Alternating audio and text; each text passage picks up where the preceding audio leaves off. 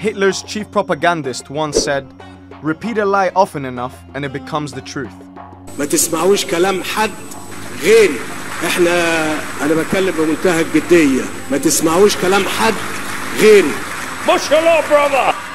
Since the Qatar crisis started more than a month ago, the wind of misinformation has been blowing hard.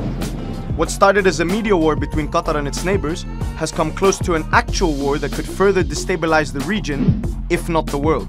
But in this intensifying war of words, many have been left confused over what or whom to believe.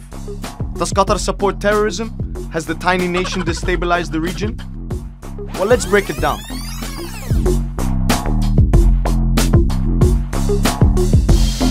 It all started when the Qatar news agency Q&A was hacked.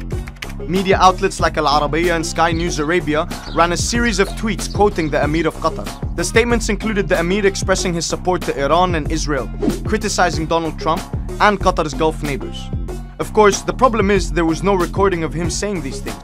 And despite the hacking claim, Al Arabiya and others treated it like real news.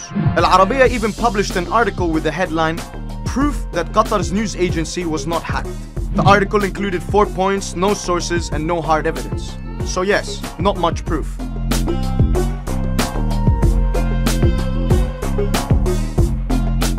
Arab talk show hosts also added their unique touch to the mix.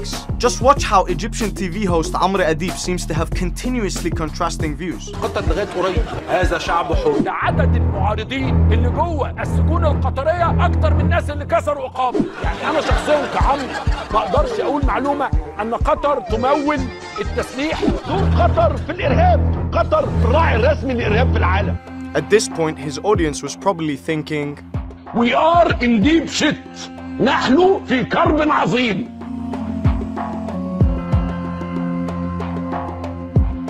As the diplomatic crisis went from 0 to 100, some media outlets were quick to jump on board.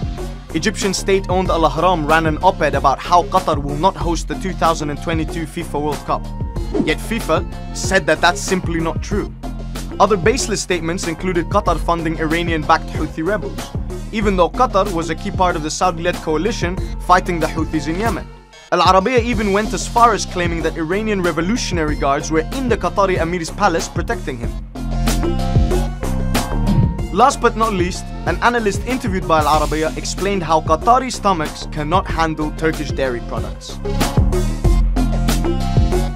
Some will call the above an editorial line, some will call it patriotism, and some call it opinion. But maybe it's just fake news.